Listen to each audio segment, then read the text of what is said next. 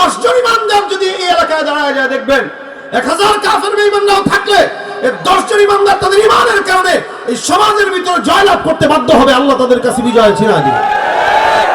এটা ইমানদারদের পাওয়ার। টাকা নাই, ক্ষমতা নাই, পাওয়ার নাই, কিচ্ছু নাই, কিন্তু প্রত্যেকটা ইমানদারের কলমে ঈমানের পাওয়ার আছে, যেটা দিয়ে বদরের যুদ্ধে বিজয় অর্জন করেছে, 71 দেশ স্বাধীন করেছে, এমনকি জুলাইয়ের অভ্যন্তরেও বাংলাদেশকে দ্বিতীয়বার স্বাধীন করেছে। আবারও যদি দেশকে স্বাধীন করতে হয়, বাংলার দামাল ছেড়ে ঈমানের অস্ত্রকে বুকে নিয়ে আবারও যদি লড়াইয়ের জন্য ডাক দেয়, এদেশ দ্বিতীয়বার কেন 100 বার স্বাধীন করতেও এদেশ কোনো মুসলমানের কষ্ট হবে না। কথা বলেন ঠিক কিনা? ঈমানের অস্ত্র বড় অস্ত্র, এর অস্ত্রের বাইরে আমাদের কোনো অস্ত্র নাই। যুগে যুগে ইমানদাররা তাদের এই অস্ত্র কাজে লাগিয়ে জিহাদ করেছে, আল্লাহ তাদেরকে বিজয় অর্জন করে দিয়েছে। নবী সাল্লাল্লাহু আলাইহি ওয়াসাল্লাম ইয়া হাইয়্যু ইয়া কাইয়্যুম বলে আল্লাহর কাছে ডাক দেয়।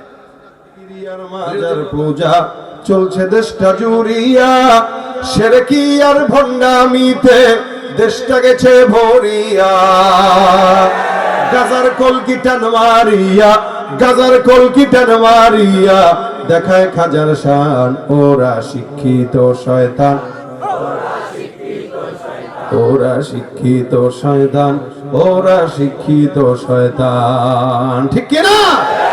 শিক্ষাঙ্গনের দিকে ভাইরে দেখো না চোখ মেলিয়া, ছাত্ররা সব বই ছাড়িয়া থাকে শুধু প্রেম লইয়া, অস্ত্র সে তো সঙ্গের সাথী, অস্ত্র সে তো সঙ্গের সাথী হইতে মস্তান, ওরা শিক্ষিত শয়তান, ওরা ওরা শিক্ষিত শয়তান, ওরা শিক্ষিত শয়তান। ঠিক কিনা?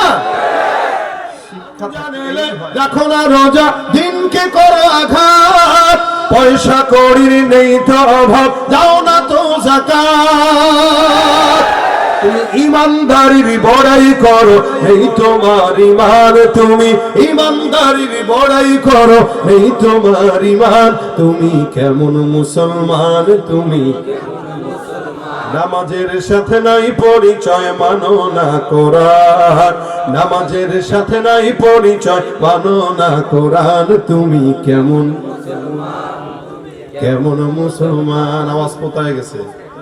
হ্যাঁ, আওয়াজ কোথায় গেছে? চলে গেছে? আওয়াজ দিয়া কেমন মুসলমান, তুমি কেমন মুসলমান, তুমি সুদের টাকায় প্রাসাদে গড়ো, ঘুষ ছাড়ো না, দিন দুঃখী না খেয়ে মরে খবর রাখো না, ঘুষ খেয়ে অবিচার করো সাজিয়া প্রধান, তুমি ঘুষ খেয়ে অবিচার করো সাজিয়া প্রধান, তুমি কেমন মুসলমান, কেমন মুসলমান, না খৌফে খুদা দিল মে है ना गैरत ईमान, कैसे मुसलमान है तुम, कैसे मुसलमान। যাদের হাতে যায় ক্ষমতা, দেশ যেন বাপের ভিটা, রাখতে চেয়ার শুরু করে বিদেশিদের পাচাটা, বিদেশিদের কথা মতো চালায় ওরা নিজের দেশ, দেখতে দেখতে গোল্লায় গেল আমার সোনার বাংলাদেশ। কেউ দিল না সবাই নিল, আমরা যে কলুর বলদ, সারা বছর নেয় না খবর, নির্বাচনে খুব দরদ। কেউ দিল না সবাই নিল, আমরা যে কলুর বলদ, সারা বছর নেয় না খবর, নির্বাচনে খুব দরদ। নির্বাচনের আগে তারা ধরে কত রকম বেশ, দেখতে দেখতে গোল্লায় গেল আমার সোনার বাংলাদেশ। ঠিক না? ঈমান কিনা? হাদির ঈমান কিনতে পারে না এই টাকা দিয়ে, এই কারণে গুলি করছে। যদি কিনতে পারতো তাহলে গুলি করতো না। যাদেরকে কিনতে পারে না তাদেরকে শহীদ করে। এরা মনে করছে এরা মরে গেছে, কিন্তু আল্লাহ কয় বাল আহিয়া, এ তো জীবিত বেটা, তুই মরবি কিন্তু এ জীবিত, কারণ আল্লাহর রাস্তায় জীবন দিয়েছে। ভাইরা আমার, এই জন্য আল্লাহ পাকের গোলামি করার জন্য চেষ্টা করবেন। আল্লাহ পাক আমাকে সহ আপনাদের সবাইকে টাকার বিনিময়ে বিক্রি না হওয়ার তৌফিক দেন।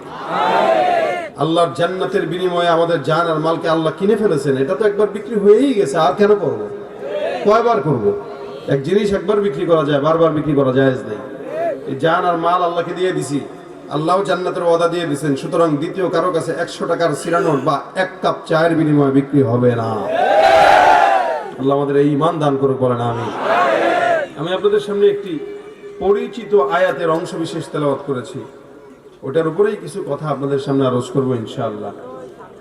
ভাইয়ের আমার, আল্লাহ পাক রব্বুল আলামিন কোরআনে 114টি সূরা নাযিল করেছেন, দিয়েছেন। 30 পারা 114 সূরা। এই গোটা কোরআনের ভিতরে আল্লাহ পাক রব্বুল আলামিন যে কোনো একটা সূরাকে দামি বানিয়েছেন, অথবা কোনো একটা আয়াতকে দামি বানিয়েছেন, এক এক সূরাকে এক এক ভাবে ফজিলতপূর্ণ করেছেন। আমি যে আয়াতটা তেলাওয়াত করেছি, এই আয়াতের নাম কি কে বলতে পারবেন? মাশাআল্লাহ, মনে আছে আপনাদের? আয়াতুল কুরসি। আয়াতুল কুরসি এই আয়াতটা আল্লাহর কাছে অনেক দামি এবং অনেক ফজিলতপূর্ণ। এটার আলোচনাই করব। যদি বুঝে থাকেন তাহলে আপনারা নিয়ত করবেন যে এই আয়াতের আমলটা আমরা আমৃত্যু করব ইনশাআল্লাহ। আল্লাহ তৌফিক দান করুন, আমৃত্যু করব ইনশাআল্লাহ। নবী করিম সাল্লাল্লাহু আলাইহি ওয়াসাল্লামের এক সাহাবী নাম উবাই ইবনে কাব রাদিয়াল্লাহু তাআলা আনহু, ওনারা একবার নবী করিম সাল্লাল্লাহু আলাইহি ওয়াসাল্লাম প্রশ্ন করলেন, হে উবাই ইবনে কাব, বলো তো দুনিয়ার আল্লাহ পাক যে কোরআন নাযিল করেছেন, এই কোরআনের শুরু থেকে শেষ পর্যন্ত তোমার ইলম কি বলে, কোন আয়াতটা আল্লাহর কাছে সবচেয়ে বেশি ফজিলতপূর্ণ, একটু বলো। সাহাবা একরামদের আদত ছিল, নবী করিম সাল্লাল্লাহু আলাইহি ওয়াসাল্লাম কোনো প্রশ্ন করলে তারা ওইটার জবাব দিতেন না, পারলেও বলতেন কি, আল্লাহর রাসূল ভালো জানে। এটা আদব। এখন তো মাহফিলে আমরা আলোচনা করি, আমাদের পাশে অনেক সময় ঘুষখোর, সুদখোর, দুর্নীতিবাজ, দাড়ি নাই, নামাজ পড়ে না, এলাকার ভিতরে মারামারি হানাহানি করে বেড়ায়। এরা আমাদেরকে এমনি ওয়াজ করে না, অমনে করেন। ওরা আমাদেরকে জ্ঞান দেয়। জানলেও আলারাও রাসূলের সামনে চুপ থাকতেন, কারণ নবী বেশি জানে। আর সেখানে আমাদের দেশের মূর্খরা আলেমদেরকে বলে এমনে না এমনে। কিয়ামতের আলামত। রাসূল সাল্লাল্লাহু আলাইহি ওয়াসাল্লাম বলতেছেন, তুমি বলো। আল্লাহর হাবিব সাল্লাল্লাহু আলাইহি ওয়াসাল্লামের কথা উবাই ইবনে কাব বলেন, আল্লাহু আ'লাম ওয়া রাসূলুহু, হুজুর আল্লাহর রাসূল ভালো জানে। রাসূল বলেন, হ্যাঁ আমরা তো জানি, তো তোমার ইলম কি বলে এটা আমি একটু দেখতেছি, তো তুমি বলো তো। রাসূল পরীক্ষা করতেছেন। উবাই ইবনে কাব বলেন, হুজুর আপনি যদি আমার ইলম যাচাই করতে চান, তাহলে আমার এই দুর্বল ইলমে আমার যতটুকু মনে হয়, কোরআনের সূরা ফাতিহা থেকে নিয়ে নাস পর্যন্ত যত আয়াত আছে, সব আয়াতের ভিতরে আমার দিল বলে আয়াতুল কুরসিটা সবচেয়ে বেশি দামি আল্লাহর কাছে। এটা আবু উবাই ইবনে কাব তার দিলের কি বললেন, মতামত প্রকাশ করলেন, যে আমার মনে হয় এটা বেশি দামি। রাসূল করিম সাল্লাল্লাহু আলাইহি ওয়াসাল্লাম উবাই ইবনে কাবের বুকে একটা থাপ্পড় দিলেন, দিয়ে বলেন, শাবাশ, তোর ইলমে আল্লাহ বরকত দেখ, তুই যেটা বলছিস এটাই 100% সত্য। সুবহানাল্লাহ। তার মানে উবাই ইবনে কাবের সত্যতা স্বীকারোক্তি দিচ্ছেন কে? রাসূল সাল্লাল্লাহু আলাইহি ওয়াসাল্লাম। এটা গেল 1 নম্বর ফজিলত। এবার আসেন 2 নম্বর ফজিলত কি? আল্লাহ রাসূল সাল্লাল্লাহু আলাইহি ওয়াসাল্লাম বলেন, কোরআনে, গোটা কোরআনের যত সূরা আছে, সব সূরার ভিতরে একটা চূড়া আছে। চূড়া মানে উঁচু জায়গা যেটা। নবী বলেন, কোরআনের চূড়া হইল সূরাতুল বাকারা। কি? সূরা বাকারা হচ্ছে কোরআনের সর্বোচ্চ চূড়া। আর এই সূরাতুল বাকারার সর্বোচ্চ চূড়া হইল আয়াতুল কুরসি। সুবহানাল্লাহ। জবান খুলে বলেন সুবহানাল্লাহ। আবার বলেন সুবহানাল্লাহ। আবার বলেন সুবহানাল্লাহ। প্রত্যেক জনের জান্নাতে একটা ফলের গাছ লেগে গেছে। ইন্না ফিল জান্নাতি লাশাজারা। রাসূল বলেন, যে একবার সুবহানাল্লাহ পড়বে জান্নাতে একটা ফলের গাছ লাগাই দিবে। সুবহানাল্লাহ। এত বড় ফলের গাছ, একটা দ্রুতগামী ঘোড়া 100 বছর বা 500 বছর লাগাতার দৌড়ালে গাছের গোড়াও শেষ করতে পারবে না। এজন্য যতক্ষণ থাকবেন সুবহানাল্লাহ আলহামদুলিল্লাহ জবান খুলে খুলে বলবেন। শীত কই চলে যাবে, বলবেন, শীত দোস্ত আজকে তুই শ্বশুর বাড়িতে যা। ঠিক আছে? আওয়াজ দিয়া মাঠ গরম রাখতে হবে, শরীর গরম রাখতে হবে। পারবেন? আল্লাহ তৌফিক দান করুক, আমিন। তো সূরাতুল বাকারার সর্বোচ্চ চূড়া, আর সূরাতুল বাকারার সর্বোচ্চ চূড়া কি? আয়াতুল কুরসি। হলো 2 নাম্বার। নবী করিম সাল্লাল্লাহু আলাইহি ওয়াসাল্লাম অন্য হাদিসে আয়াতুল কুরসিকে ইসমে আযম বলেছেন, অর্থাৎ এটা পড়বা, এটা ইসমে আযমের মতো কাজ করবে, যা বলবা তাই কবুল করে নেবেন। যেই বিপদে পড়বা বিপদ উদ্ধার করে দিবেন। 4 নাম্বার, রাসূল সাল্লাল্লাহু আলাইহি ওয়াসাল্লাম বলেন, আয়াতুল কুরসি আপনার আমার যেরকম দুইটা ঠোঁট একটা জিহ্বা আছে, আয়াতুল কুরসিকেও আল্লাহ পাক দুইটা ঠোঁট আর একটা জিহ্বা দান করেছেন। চিন্তা করা যায়, আমরা আমাদের জিহ্বা দিয়ে মাওলার জিকির করি, ঠোঁট দিয়ে আল্লাহ পাকের গুণগান গাই, এই জিহ্বা ঠোঁট নারায় নারায়। রাসূল বলেন আয়াতুল কুরসির দুইটা ঠোঁট একটা জিহ্বা আছে, যেটা দিয়ে আল্লাহ পাকের আরশের কাছে বসে বসে আয়াতুল কুরসি আল্লাহর জিকির আদায় করে। আয়াতুল কুরসির প্রাণ আছে, জিহ্বাও আছে, ঠোঁটও আছে, ওইটা দিয়ে সে আল্লাহর জিকির করে। কত ফজিলত! বাকি দুইটা ফজিলত, আরো দুইটা ফজিলত আপনাদেরকে বলবো, এটা ঘটনা শোনায় শোনায় বলবো ইনশাআল্লাহ, তাহলে বুঝবেন যে আয়াতুল কুরসি কতটা দামি এবং আমাদের কি দরকার। আচ্ছা, এখন বলেন আপনারা জান্নাতে সবাই যেতে চান তো? এই জায়গায় যারা আছেন, একটা মদখোর, যে ধরলাম এখানে কেউ নাই আলহামদুলিল্লাহ, একটা মদখোরও চায় জান্নাতে যেতে। মদখোরের কথা বাদ দেন, একটা হিন্দুও চায় স্বর্গে যেতে, ঠিক না? একটা ইহুদি নাসারাও চায় স্বর্গে যেতে, এরা চায় স্বর্গ। আর আল্লাহ আমাদের জন্য জান্নাত দিয়েছেন, সুবহানাল্লাহ ওয়া বিহামদিহি। আল্লাহ আমাদেরকে কি দিয়েছেন? আর তারা এটাকে কি বলে? স্বর্গ বলে। ইহুদি নাসারাও চায় স্বর্গে যেতে, আমরাও চাই জান্নাতে যেতে। তারা কি পাবে? তারা স্বর্গ পাবে? তাদের জন্য উইদ্দাত লিল কাফিরিন, জাহান্নাম তাদের জন্য। আর আমরা যারা ঈমানদার, আমাদের জন্য আল্লাহর জান্নাত, সুবহানাল্লাহ ওয়া বিহামদিহি। আমাদের জন্য কি কি আমাদের জন্য? এখন আপনারা বলেন, জান্নাত কি ছোট না বড়? কত বড় বলেন? মেলা বড়। কিরাম বড় ভাই? এই বড়, হ্যাঁ এই বড়, এখান থেকে এই পর্যন্ত। আল্লাহ পাক বলেন, সারিউ ইলা মাগফিরাতিন মির রাব্বিকুম ওয়া জান্নাতিন আরদুহা আস-সামাওয়াতু ওয়াল আরদ। এই তোমরা রবের দয়া আর তার জান্নাতের পিছনে ছুটো, যেই জান্নাতের প্রশস্ততা আসমান আর জমিনের সমতুল্য। আপনি মনে করছেন এই জান্নাতের একটু ঘুরতে পারবেন? এবার আসেন, আসমান আর জমিন কতটুকু?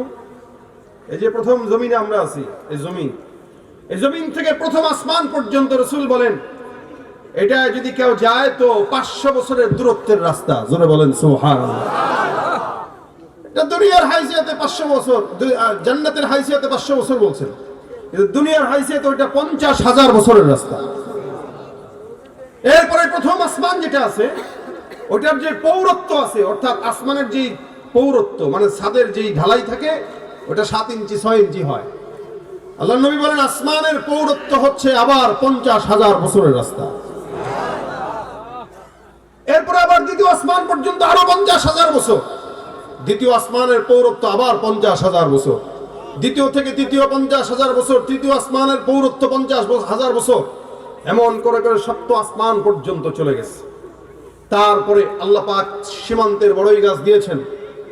একটা বকরির কথা উল্লেখ আছে, আল্লাহ পাকের আরশ কুরসির কথা উল্লেখ আছে, যেই কুরসিটা 8 জন ফেরেশতারা বহন করে। নবী সাল্লাল্লাহু আলাইহি সাল্লাম বলেন, একজন ফেরেশতার বর্ণনা আমি তোমাদেরকে বলছি, শুনো কত বড় ফেরেশতা যে আল্লাহ পাকের কুরসি বহন করে। তার কানের লতি থেকে কাঁধ পর্যন্ত 500 বছরের দূরত্বের রাস্তা। জবান খুলে আওয়াজ দিয়ে সুবহানাল্লাহ। এই গোটা যা বর্ণনা করলাম, এগুলো হলো সব মিলে দুনিয়া।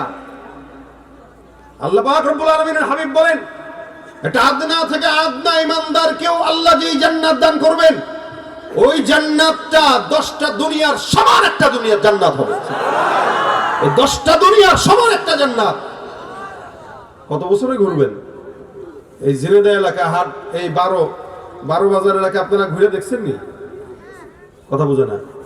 এই 12 বাজার গোটা এলাকাটা ঘুরে দেখতে পারেন নাই, প্রত্যেক বাড়ি বাড়ি ঘুরতে পারেন নাই, অথচ সারা জিন্দেগি হেনে কাটা দিয়েছেন।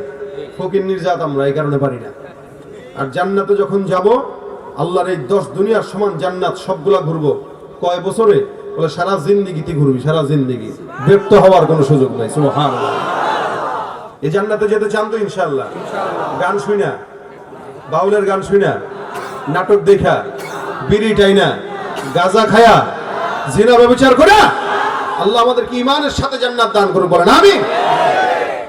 ভাইরা আমার, আল্লাহ নবী বলেন, কেউ যদি জান্নাতে যেতে চায়, ওই ব্যক্তিটা খালি একটা আমল করবে। রাসূল বলেন, মান ক্বারা আয়াতুল কুরসি ফি দুবুরি কুল্লি সালাতিন মাকতুবাহ লাম ইয়ামনাহু মিন দুখুলিল জান্নাতি ইল্লা আইয়ামুত।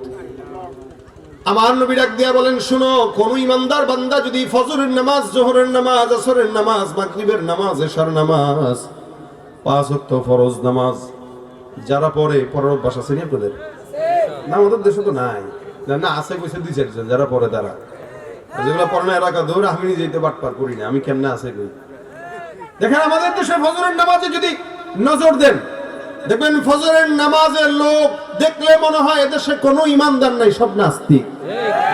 আর জুমার নামাজের লোক দেখলে মনে হয় এদেশে কোনো নাস্তিক নাই, সব ইমানদার।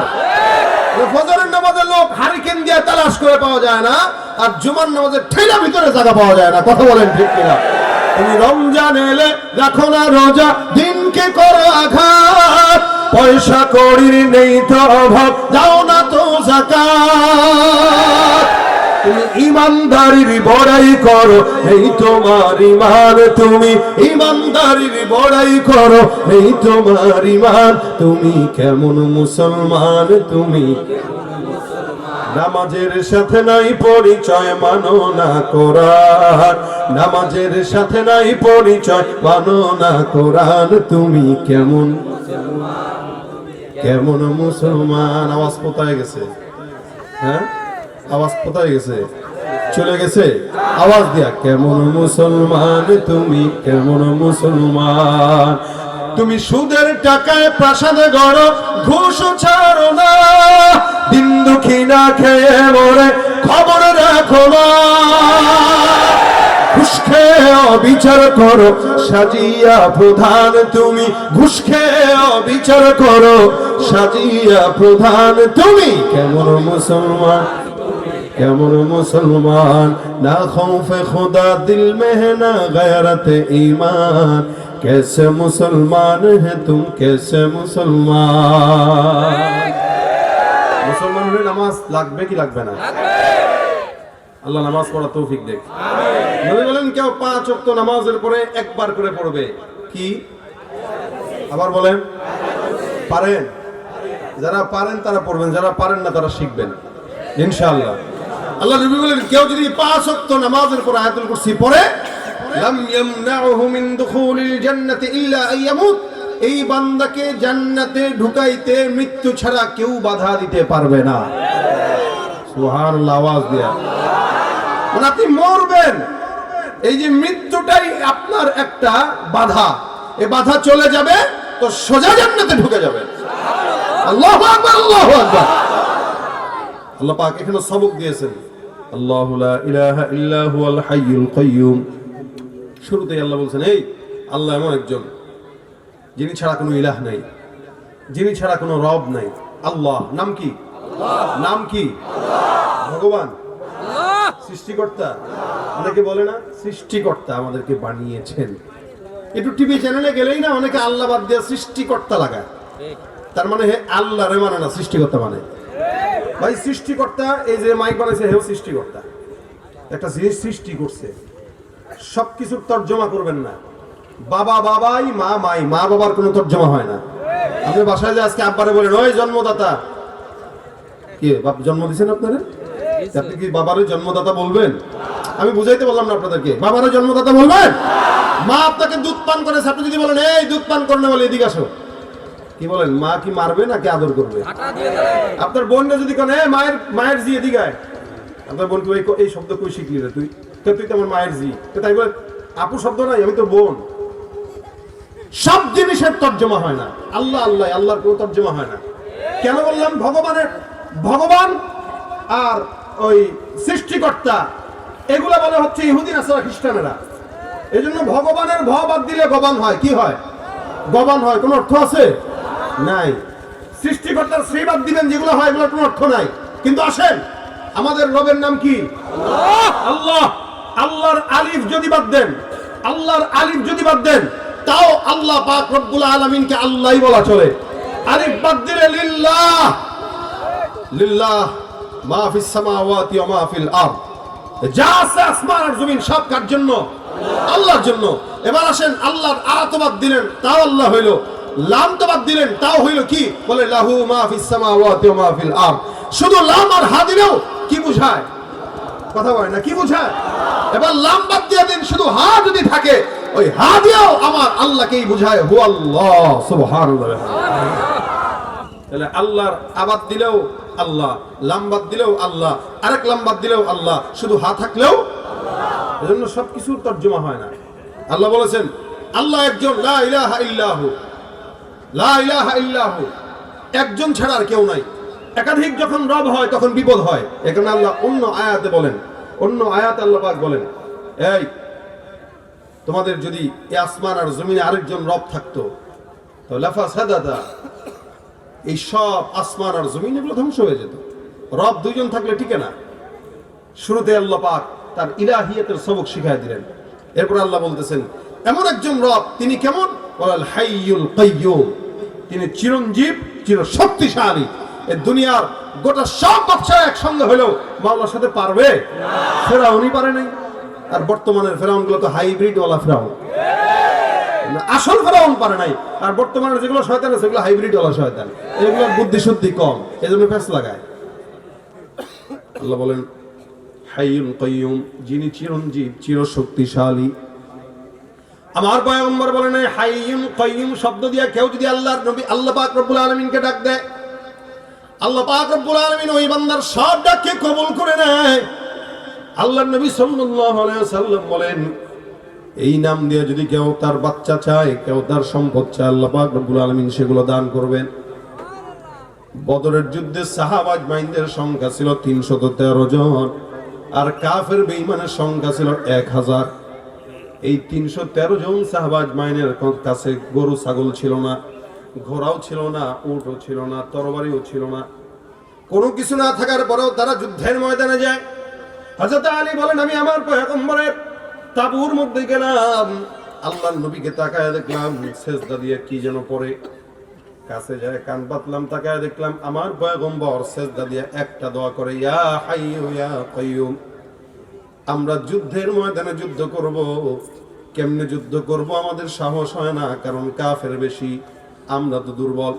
এই মুসলমান মনে রাখবেন, যুগে যুগে মুসলমানদের সংখ্যা ছিল কম কিন্তু ইমানের পাওয়ার ছিল বেশি, যার কারণে যত কাফের বেঈমানরা আছে মুসলমান তাদেরকে পরাজিত করতে বাধ্য হয়েছে। এখনো বর্তমানে ইমানদার খুব বেশি না, সংখ্যায় বেশি, ইমানের হালতে কম। কিন্তু 10 জন ইমানদার যদি এই এলাকায় দাঁড়ায় যায়, দেখবেন 1000 কাফের বেঈমানরাও থাকলে এই 10 জন ইমানদার তাদের ইমানের কারণে এই সমাজের ভিতরে জয়লাভ করতে বাধ্য হবে। আল্লাহ তাদের কাছে বিজয় ছিনিয়ে দিবে। এটা ইমানদারদের পাওয়ার। টাকা নাই, ক্ষমতা নাই, পাওয়ার নাই, কিচ্ছু নাই, কিন্তু প্রত্যেকটা ইমানদারের কলমে ইমানের পাওয়ার আছে, যেটা দিয়ে বদরের যুদ্ধে বিজয় অর্জন করেছে, 71 দেশ স্বাধীন করেছে, এমনকি জুলাইয়ের অভ্যুত্থানেও বাংলাদেশকে দ্বিতীয়বার স্বাধীন করেছে।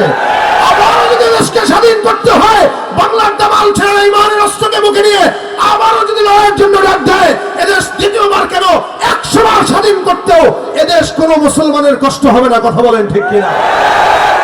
ইমানের অস্ত্র বড় অস্ত্র, এর অস্ত্রের বাহিরে আমাদের কোনো অস্ত্র নাই। যুগে যুগে ইমানদাররা তাদের এই অস্ত্র কাজে লাগিয়ে জিহাদ করেছে, আল্লাহ তাদেরকে বিজয় অর্জন করে দিয়েছে। নবী সাল্লাল্লাহু আলাইহি ওয়াসাল্লাম ইয়া হাইয়ু ইয়া কাইয়্যুম বলে আল্লাহর কাছে ডাক দেয়। আলী রাদিয়াল্লাহু তাআলা হেসে বলে আমি আমার পয়গম্বরকে দেখলাম এটা পড়ে। আবার যুদ্ধের ময়দানে চলে গেলাম, আবার কিছুক্ষণ পরে ঢুকলাম, তাকায় দেখি এই দুইটা শব্দ ইয়া হাইয়ু ইয়া কাইয়্যুম। আবার যুদ্ধের ময়দানে গেলাম, আবার আসলাম, আবার তাকায় দেখি নবী করিম সাল্লাল্লাহু আলাইহি ওয়াসাল্লাম সিজদা দিয়ে বারবার এই দোয়াই করে। আমি ভয় পেয়ে গেলাম, কিরে এই যুদ্ধের ময়দানে আমরা এত দুর্বল, কেমনে এদের সঙ্গে পারবো? আমি যখন আবার যুদ্ধের ময়দানে গেলাম, তাকায় দেখলাম আল্লাহ পাক মনে হয় আসমান থেকে সাদা পোশাক গলা ফেরেশতা যুদ্ধের জন্য পাঠিয়ে দিয়েছে।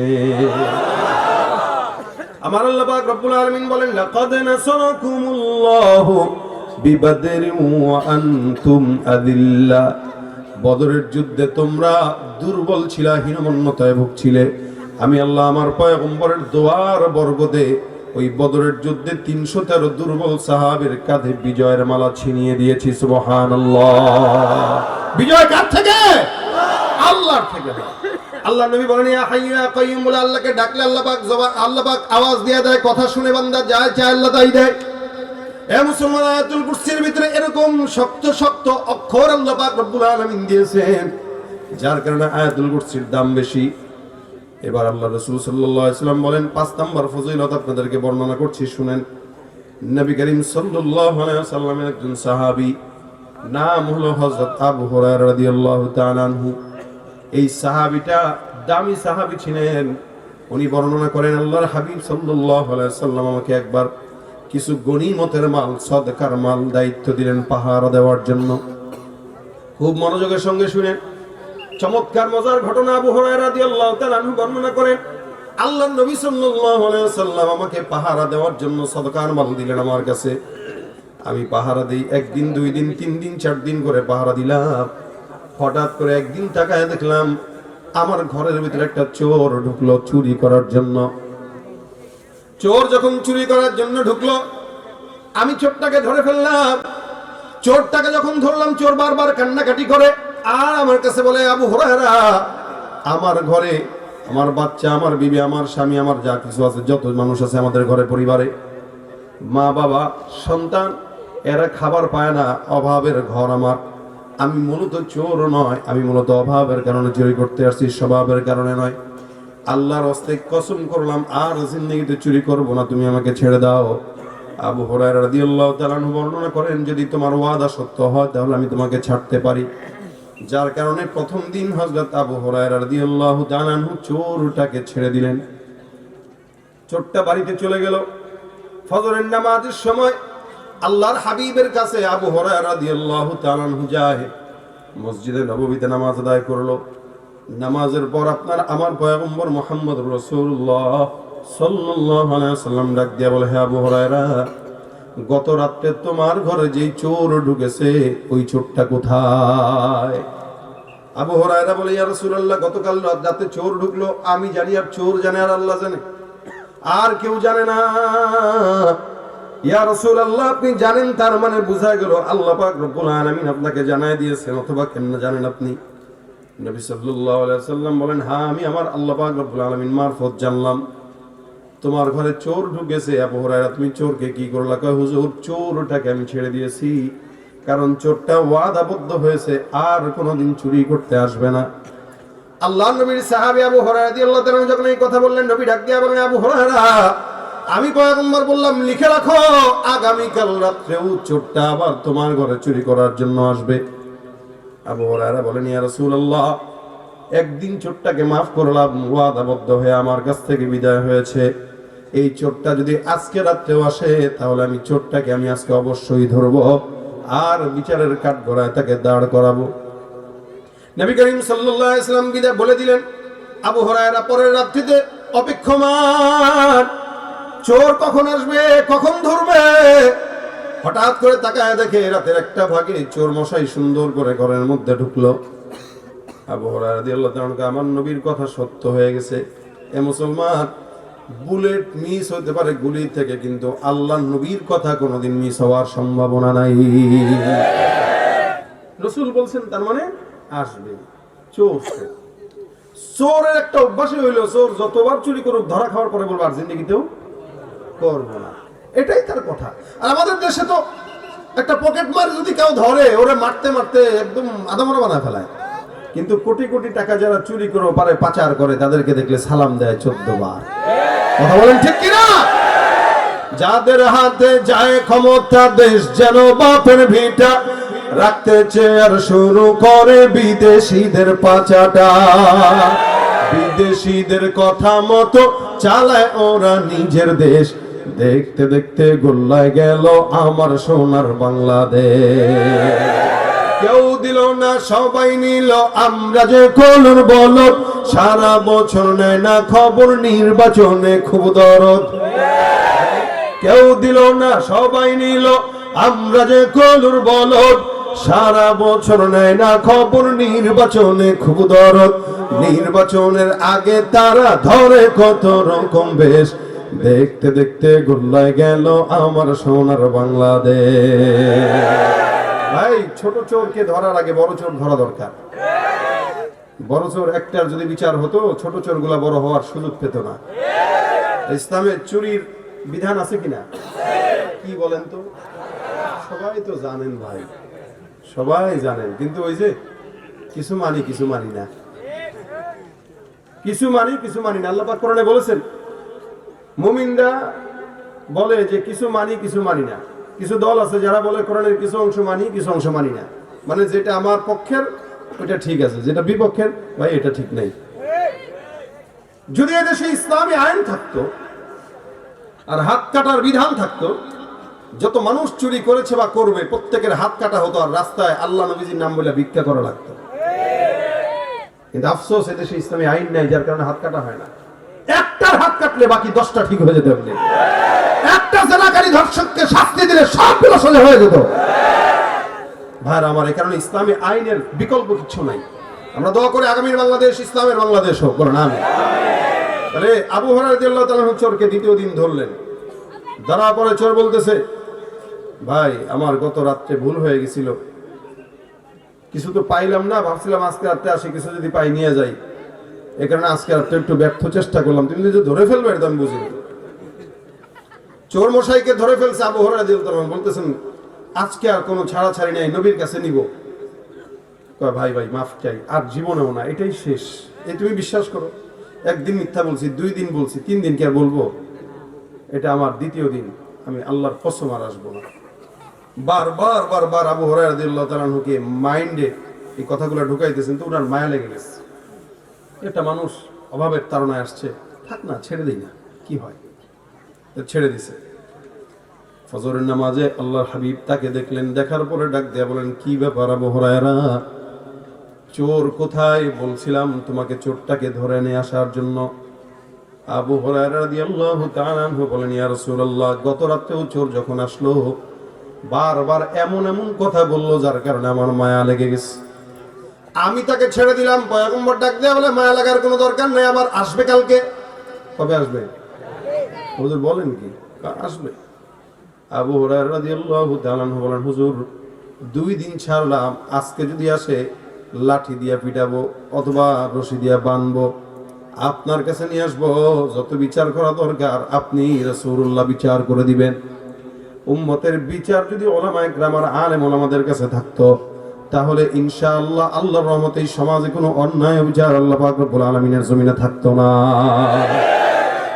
রাসূলের কাছে বিচার ব্যবস্থা, এই কারণে চোর ভয় পাইতেছে যে নবীর কাছে নিলে তো হাত থাকবে না, নবীর কাছে নিবে। আল্লাহ কয় কি? আল্লাহর নবী বললেন, আগামী কাল আবার চোর মশাই আসবে। আবু হুরায়রা রাদিয়াল্লাহু তাআলা আনহু বলেন, ইয়া রাসূলুল্লাহ, যদি আগামী কাল আসে চোরকে অবশ্যই ধরবো, আপনার কাছে নিয়ে আসবো, বিচার আপনি করবেন। রাতের বেলা তাহাজ্জুদের নামাজে দাঁড়ায় গেলেন, নামাজ কালাম পড়তেছেন, হঠাৎ করে তাকায় দেখে চোর মশাই হাজির। আল্লাহর নবীর সাহাবী আবু হুরায়রা কয়, আল্লাহর রাসূলের কথা সত্য, এই পয়গম্বরের কথা সত্য অনুযায়ী চোরটা আবার হাজির হয়ে গেছে। পিছন থেকে রশি দিয়া সুন্দর করে তারা ধরে বেঁধে ফেলছেন। বেঁধে দরজার কিনারায় বসায় দেয়া, চুপচাপ বসে থাকবি, কোনো জবান নাড়াবি না, তুই জবান নাড়াইলেই তোর আজকে মার দিমু। এতদিন জবান নাড়ায় নাড়ায় কেমন কেমন যেন কথা কয়, কান্না করে, মাফ করে দেয়। আজকে কোনো কথাই বলা নিষেধ, চুপ থাকবি, জবান খুললে তো মায়া লেগে যায়, জন্য কোনো কথা বলা যাবে। চোর মশাই চুপচাপ বসে রইছেন।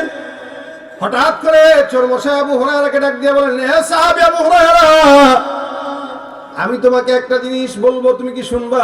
আবু হুরায়রা বলেন, কি বলবি? তোর না বলছি কথা বলিস না কেন? এটা তোমার জন্য উপকারী। আমার উপকারী মানে? তোমার আমি একটা জিনিস শিখাইতে চাই, দামি জিনিস, কোরআনের একটা আয়াতের আমল। সুবহানাল্লাহ। আবু হুরায়রাকে চোর মশাই বলতেছেন, আবু হুরায়রা, কোরআনের একটা আমল শোনাবো, তোমাকে শিখাবো, যেটা তুমি পারো না আমি জানি নিশ্চিত। আবু হুরায়রার মতো একজন সাহাবীকে চোর বলতেছে, তুমি এটা পারো না আমি নিশ্চিত জানি, তোমাকে শিখাবো। তার মানে বোঝা গেল চোরটা শিক্ষিত শয়তান, ঠিক কিনা জোরে কও? পীরগিরি আর মাজার পূজা চলছে দেশটা জুড়িয়া, শিরকি আর ভণ্ডামিতে দেশটা গেছে ভরিয়া। গাজার কলকি টান মারিয়া, গাজার কলকি টান মারিয়া, দেখায় খাজার শান, ওরা শিক্ষিত শয়তান। ওরা শিক্ষিত শয়তান, ওরা শিক্ষিত শয়তান। ঠিক কিনা? শিক্ষাঙ্গনের দিকে ভাইরে দেখো না চোখ মেলিয়া, ছাত্ররা সব বই ছাড়িয়া থাকে শুধু প্রেম লইয়া। অস্ত্র সে তো সঙ্গের সাথী, অস্ত্র সে তো সঙ্গের সাথী, হইতে মাস্তান। ওরা শিক্ষিত শয়তান, ওরা শিক্ষিত শয়তান, ওরা শিক্ষিত শয়তান। ঠিক কিনা? শিক্ষা থাকলেই হয় না, কিছু মানুষ শিক্ষিত হয়েও চোর হয়, আছে না? এ অধিকাংশ মানুষই। আগে মানুষ শিক্ষা অর্জন করতো মানুষ হওয়ার জন্য, এখন শিক্ষা অর্জন করে বাটপার হওয়ার জন্য। এজন্যই এই প্রতিষ্ঠান মাদ্রাসার শিক্ষা দরকার বেশি বেশি, ঠিক না? ডাক্তার হোক, ইঞ্জিনিয়ার হোক, আগে দিন শিখুক, তাহলে ডাক্তার হইলেও কষাই হবে না, জমাই করবে না। আপনার গেলেই খালি টেস্ট না, জ্বরের জন্য করে আলট্রাসাউন্ড করো, ওই ধান্দাবাজিতে সপ্তাহে 2 বার যাবেন, 2 বারই টেস্ট দিবে। যদি কেন এত টেস্ট কে, তুমি কি বেশি বুঝো না আমি বেশি বুঝি, এক কথায় শেষ। ইঞ্জিনিয়ার যদি হয় আর যদি কোরআনের এলেম থাকে, তাহলে এই রাস্তাঘাটে দেখেন না রোড কদিন পর ভাঙে, আপনাকে চিনাদারে যে আল্লাহ বরকতময় রোড। এই শরীরটা ব্যথা হয়ে গেছে এই রোডে আসতে যায়, এই দেরি হয়েছে তো এই রোডের বরকতে, আমার দোষে না, আপনাদের রোডের বরকত। এই যে এই রোডগুলা করছে যখন, তখন রড দেয় নাই, বাঁশ দিছে, বাঁশ। 1 কোটি টাকা থাকে, 60 লক্ষ টাকা মনে করেন নিজের পকেটে, আব্বার টাকা মনে করে খায়, আর 40 লাখ আপনার মতো আমার মতো বলদের জন্য বরাদ্দ রাখে, যার কারণে কদিন পর পর এই সমস্ত বরকতময় পুকুরে সাঁতার কাটা লাগে। ঠিক না? তাহলে ভাই যেটা বলছিলাম, শিক্ষিত মানুষ আগে হয়তো মানুষ হওয়ার জন্য, এখন শিক্ষিত হয় যত বড় শিক্ষিত তত বড় বাটপার, যত বড় শিক্ষিত তত বড় চোর। এই জন্য সুশিক্ষা জাতির মেরুদণ্ড, শিক্ষা জাতির মেরুদণ্ড না, কোরআনের শিক্ষা জাতির মেরুদণ্ড। কথা বলেন ঠিক কিনা? তো ভাইরা আমার, হযরত আবু হুরায়রা রাদিয়াল্লাহু তাআলা চোরকে বেঁধে ধরে বসে রাখছেন। চোর কয়, ভাই তোমার যেটা শিখাবো সুদবাড়ি। কয়, তুই আমারে শিখাবি? কয়, আপনি অবাক হইতেছেন কেন? আমি পারি, এটা যেটা পারি এটা আপনি জানেন না। কয়, তুই আমারে শিখাবি? চোর মনে করেন কষ্ট মষ্ট পায়, কয় হয়তো আছে না আমাদের দেশে, ভাই আমি চোর হইলেও তো ইমান ঠিক আছে, এত এত খারাপ মনে করেন, একটু চুরি না করছি, ইমান তো আছে। চোর কয়, ভাই আমি আপনারা শিখাবো, আপনার সন্দেহ হইতেছে? কয়, তাহলে শিখাও। কয়, শিখাবো, শর্ত আছে তো। কি শর্ত দেওয়া আবার? কয়, তাহলে আমারে ছেড়ে দিবেন মহব্বতের সাথে, আমি আপনারা শিখাই চলে যাব। তবে এটা সত্য, আমি যেটা শিখাবো এটা দামি জিনিস, এটা কম দামি না। চোর আবার এটাও বলতেছে 100%। আবু হুরায়রা বলে, যদি পছন্দ হয় তাহলে তোকে ছাড়বো, পছন্দ না হলে ছাড়বো না। পছন্দ হবেই, কারণ চোর তো জানে এটা আসল জিনিস। আবু হুরায়রা রাদিয়াল্লাহু তাআলা বলেন, তাহলে বল কি শিখাবি?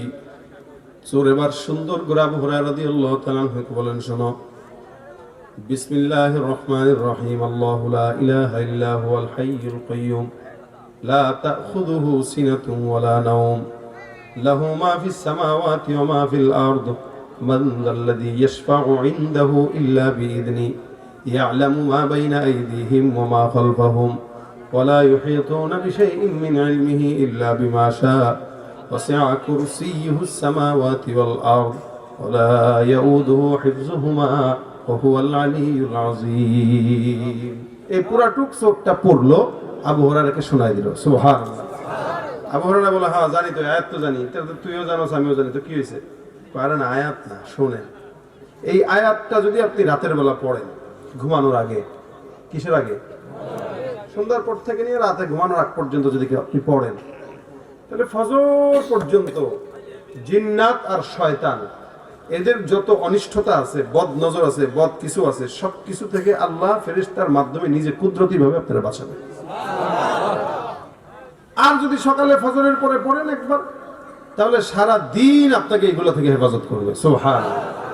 আবু হুরায়রা রাদিয়াল্লাহু তাআলা বলেন, মাশাআল্লাহ, তুই তো আমার দামি জিনিস শিখিয়ে দিলে, আমি জানতাম না। আমরা হইলে কইতাম, এই ওটা আমি কবেই পারি না। আমরা হইলে এটাই বলতাম যে ছোট হইতাম না কিছুরের কাছে, আর এত সহজ, বাপরে বাপ, বললাম একজনের কাছেই ছোট হয় না, আর চোরের কাছে। আবু হুরায়রা, এটা তুমি তো আবু হুরায়রা দিল তারা বলেন চোর, তুই তো আমার দামি জিনিস শিখাই দিই, এটা তো ভালো জিনিস, আমি তো জানতাম না।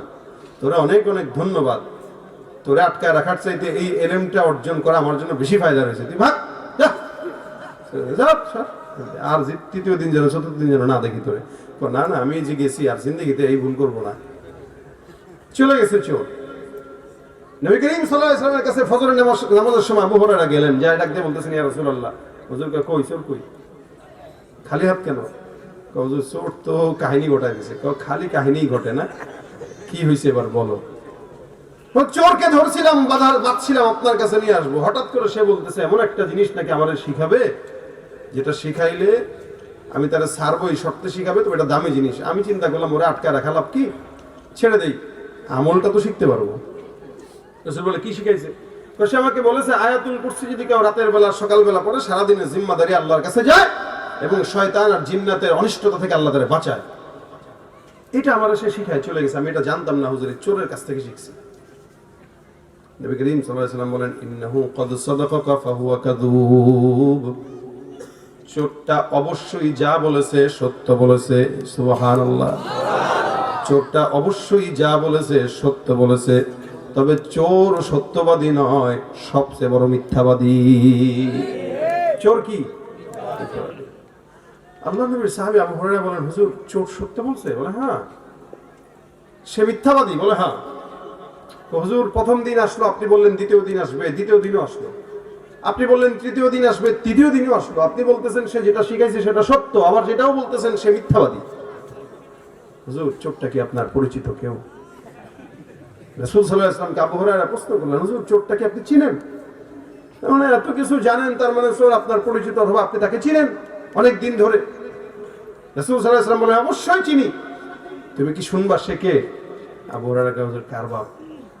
আরে বাপ না, যাকা শাইতান, সে তোমার মতো মানুষ নয়। আল্লাহ পাক রব্বুল আলামিন সারা দুনিয়ায় যত বড় শয়তান বানাইছেন, সবচেয়ে বড় শয়তানটাই হলো সে। আবু হুরায়রা রাদিয়াল্লাহু তাআলা বলেন, হুজুর বলেন কি? এই 3 দিন আমি শয়তানকে দেখছিলাম। হ্যাঁ, শয়তানকে দেখছো, ধরে ফেলছো, কিন্তু বুঝো নাই যে এটা শয়তান। ও যখন ধরা খাইছে তখন ও জানে যে রাসূলের কাছে নেওয়া হবে, আর নিলে আমার কাছে আসলে তো তার উপায় নাই। এই জন্য তার যে দুর্বল জায়গাটা আছে ওইটা তোমাকে বইলা কোনো মতে জানটা নিয়ে বাঁচছে। সে শয়তান। সে কি আসছিল কেন? সদকার মাল যেহেতু তোমার কাছে রাখা ছিল, ওটার বরকত নষ্ট করার জন্য আসছে। এই জন্য রাতের বেলা খাবার ঢেকে রাখার কথা হাদিসে আসছে। সম্পদ ঠিক মতো রেখে দিবেন, খাবার ঢেকে রাখবেন, পানির বোতল ঢেকে রাখবেন, কারণ রাত্রেবেলা শয়তান এগুলোতে মুখ দেয়, অথবা প্রস্রাব করে, অথবা বেবরকতি করার জন্য অনেক কিছু করে। এ কারণে আপনার ঘরে সম্পদ রাখবেন, আয়াতুল কুরসি করে ফু দিয়ে সম্পদটা রেখে দেন, দেখবেন এই সম্পদের হেফাজত আল্লাহ করবেন। অনেক সময় হয় ফসলে বরকত হয় না, আয়াতুল কুরসি করে পানি ছিটায় দেন, শয়তানের অনিষ্টতা থেকে আল্লাহ পাক বাঁচাবে। সম্পদ আয়াতুল কুরসি করে ফু দিয়ে দেন, শয়তানের অনিষ্টতা থেকে আল্লাহ বাঁচাবে। এমন বড় আমল যেটা আপনার বাচ্চা রাত্রেবেলা কাঁদতেছে, পেট ব্যথা করতেছে, বা জিন্নাতের ওয়াসওয়াসা, শয়তানের ওয়াসওয়াসা, 5 ওয়াক্ত নামাজের পরে পড়েন, রাতের বেলা দিনের বেলা পড়েন, এগুলো আপনাকে শয়তান জিন্নাতের খারাপ আসর থেকে বাঁচায় দিবে। দামি আয়াত, দামি আমল। আজকে এই আয়াতুল কুরসির ফজিলত আপনাদের কাছে শুনাইলাম। আপনারা কি মনে করেন আমাদের কি পারা থাকলে এটা পড়া দরকার না? হ্যাঁ, নিজের সেফটির জন্য পড়া দরকার আছে না? নিজের সেফটির জন্য আজকে থেকে নিয়ত করেন, প্রত্যেক দিন 5 ওয়াক্ত নামাজের পরে পড়লে আল্লাহ রাসূল বলেন জান্নাত অনিবার্য। আর সকাল বিকাল পড়লেন নবী বলেন বিপদ মুক্ত, শয়তানের ওয়াসওয়াসা থেকে আল্লাহ পাক হেফাজত করবেন। এজন্য নিয়ত করি, কারা কারা পড়বো হাত তুলি ইনশাআল্লাহ। আল্লাহ আমাদের তৌফিক দান করে, বলেন আমিন। এতটুকু বলার জন্য এত কথা, এই কথাটাই যদি শেষ পর্যন্ত নেন আজকের মজমা কামিয়াবি। আল্লাহ পাক যেন আমাদের সকলকে এই কথার উপর আমল করার তৌফিক দান করেন। ভাইরা আমার, আপনারা শেষ পর্যন্ত বসেছেন, আজকের মজমায় অনেকেই আসছেন, যারা আসছেন যদি 10 জন আমল করেন এই মজমা কামিয়াবি। কি বলেন, ঠিক না? আমল করবো ইনশাআল্লাহ। উঠাউঠি করেন কেন? এই এরা যাক, যাইলে গজল শোনাবো, যাক। কেসে তোর আলি যাচ্ছে না, কি আলি যাবে না। ও যাচ্ছি নে, তা উঠছে কি এত্তি শোনা, গজল শুনলি যাবে না। শোনেন এই আমলটা করবেন সবাই ইনশাআল্লাহ। আয়াতুল কুরসির যে আমলের কথা বললাম এটা আমার জন্য, আপনাদের জন্য, সবার জন্য জরুরি। আল্লাহ পাক করার তৌফিক দান করুক। এক সময় মাহফিলে মানুষ মোনাজাতের সময় আসতো যে হুজুর কখন দোয়া করবে তখন যাব, আর এখন দোয়া করার আগে ভাগে। এই জন্য তো জীবনের বরকত নষ্ট হয়ে গেছে। এক সময় আমরাও মোনাজাত করতাম, আমরাও কানতাম, পাবলিকও কানতো, আর এখন কান মুখী আমিনই কয় না। মানে হের জীবনে কোনো দোয়া দরকার নেই, এই কারণে হায়াতে বরকত নেই, তো জীবনে বরকত নাই, সুস্থতায় বরকত নাই, কারণ দোয়া সে প্রয়োজন মনেই করে না। অথচ আল্লাহ নবী বলছেন দোয়া ও মুখল ইবাদা, এটা ইবাদতের মূল, অথচ এটা তার দরকার নাই। মাহফিলের বয়ান শুনলো 1.5 ঘন্টা 2 ঘন্টা, মাগরিব থেকে এশা পর্যন্ত, এশার পর থেকে রাত 11টা 11:30 পর্যন্ত বসতে পারছে, 5টা মিনিট দোয়া ধরবে। শয়তান কয় দোস্ত, আবু হুরায়রার সামনে যে শয়তান ছিল ও কি শয়তান, আমি বড় শয়তান, তুই ওঠ যা, উঠায় নিয়ে চলে যায় বাসায়। মোনাজাতটাও ধরায় না। এই জন্য মোনাজাত ধরে যান। যাওয়ার আগে একটা গজল হবে নাকি বাদ দিয়ে দেই? কি শুনবেন বলেন? আমার সাথে গাবেন? যারা গজল পছন্দ করে তাদের জন্য অনেকে আমাদেরকে মেসেজ দেয় যে আমরা গজল চর্চা করি, ইসলামী সংস্কৃতি চর্চা করি, কিন্তু আমরা গাইতে পারি না। গাইতে পারি না কেন? যে আমাদের কাছে লিরিক নাই, লেখা নাই, এই কারণে। তো তাদের জন্য গজলের বইও গাড়িতে আছে। যারা সংস্কৃতি চর্চা করেন তারা চর্চা করবেন যেন বাউলরা আমাদের দেশে সুযোগ না পায়। ঠিক না? আমরা এগুলো চর্চা বাদ দিয়ে দিলে বাউলরা সুযোগ পাবে, এটা সাধারণ জিনিস না। কবি হাসান বিন সাবিত রাদিয়াল্লাহু তাআলা আনহুর উত্তরসূরিদের কাজ, উনিও কবিতা আর এই গজলের চর্চা করতেন। ইনশাআল্লাহ আমরাও করব, যাতে করে ইসলামী সংস্কৃতির চর্চা গোটা দেশের আনাচে কানাচে পৌঁছা যায়। আল্লাহ কবুল করুক, আমিন। আমার সাথে আওয়াজ দিয়া ইশকে নবী জিন্দাবাদ, জিন্দাবাদ আওয়াজ দিয়া ইশকে নবী জিন্দাবাদ, ইশকে নবী ইশকে নবী জিন্দাবাদ, ইশকে নবী জিন্দাবাদ। আমার মনের ভুবন জুড়ে উঠলো যখন চাঁদ, তারার মিছিল কোরাস ধরে বলল মুহাম্মদ। ঝিঝির দুলেও দুরুদ সুরে নামলো খুশি রাত দুপুরে, সেই খুশিতে জাগলো ধরা, চললো খবর পরম্পরা। মনের আকাশ আনলো মনে দূর মদিনার চাঁদ। ইশকে নবী ইশকে নবী ইশকে নবী জিন্দাবাদ, ইশকে নবী ইশকে নবী ইশকে নবী জিন্দাবাদ, ইশকে নবী জিন্দাবাদ, ইশকে নবী জিন্দাবাদ, ইশকে নবী জিন্দাবাদ, ইশকে নবী জিন্দাবাদ। রক্ত কণায় দফায় দফায় উঠে শিহরণ, মুহাম্মাদের নামের গুণে যায় পাখি যখন। আকুল সুরে শিল্পী কবি গাইলে প্রেমের নাতে নবী, আকুল সুরে শিল্পী কবি গাইলে প্রেমের নাতে নবী। মনে হয়ে যায় পাগল পারা, নামায় দুচোখ অশ্রু ধারা। দিল পরিবেশ দুরুদ সুরে চায় দিদারের সাথ। ইশকে নবী ইশকে নবী ইশকে নবী জিন্দাবাদ, ইশকে নবী ইশকে নবী ইশকে নবী জিন্দাবাদ, ইশকে নবী জিন্দাবাদ, ইশকে নবী ইশকে নবী ইশকে নবী জিন্দাবাদ, ইশকে নবী কথা কয় না, ইশকে নবী। নাস্তিকতা নিপাত যাক, দিন ইসলাম জিন্দাবাদ, নাস্তিকতা নিপাত যাক, দিন ইসলাম জিন্দাবাদ। কোটি প্রাণে একই আওয়াজ, খোদাদ্রোহী ছাড় পাবে না, এই বাংলা ঠাই হবে না, মুসলমানরা জেগেছে আর। জোর কদমে সামনে চলো, বজ্র কণ্ঠে আওয়াজ তুলো, সবাই মিলে একই তালে দাও না স্লোগান। নারায়ে তাকবীর, আল্লাহু আকবার, নারায়ে তাকবীর, আল্লাহু আকবার। মুসলমানের এই দেশে নাস্তিকদের ঠাঁই নাই, নাস্তিকদের পক্ষে যারা তাদের কোনো রক্ষা নাই। এই দেশেতে থাকতে হলে কোরআন মানতে হবে, কোরআন না মানলে তারা বিতাড়িত হবে। জোর কদমে সামনে চলো, বজ্র কণ্ঠে আওয়াজ তুলো, সবাই মিলে একই তালে দাও না স্লোগান। নারায়ে তাকবীর, আল্লাহু আকবার। আল কোরআনের আলো সংসদে জালো, আল কোরআনের আলো। আমার নেতা তোমার নেতা বিশ্বনবী মুস্তাফা, ওই দিল্লি না ঢাকা, ঢাকা ঢাকা, মোদি না হাদি, তুমি কে আমি কে, আল কোরআনের আলো, লিল্লাহে তাকবীর। আল্লাহ আজকের মজমাকে ভরপুর কামিয়াবি দান করুক, বলেন আমিন। দুরূদ শরীফ পড়ুন, আল্লাহুম্মা সাল্লি আলা সাইয়্যিদিনা ওয়া নাবিয়্যিনা মুহাম্মাদিন। হুজুর হাদিন নিয়ে গজল হবে একটা, হুজুর আরেকটা হবে। আলহামদুলিল্লাহ। ভাই মিডিয়া ওয়ালারা বিরক্ত করেন না, আমার আপনাদের কন্টেন্টের জন্য আমার কষ্ট দিয়ে মোনাজাতের আগে সভাপতির সমাপনী বক্তব্য দেওয়ার জন্য অনুরোধ করছি আলহাজ হযরত মাওলানা মোহাম্মদ শহীদুল ইসলামকে।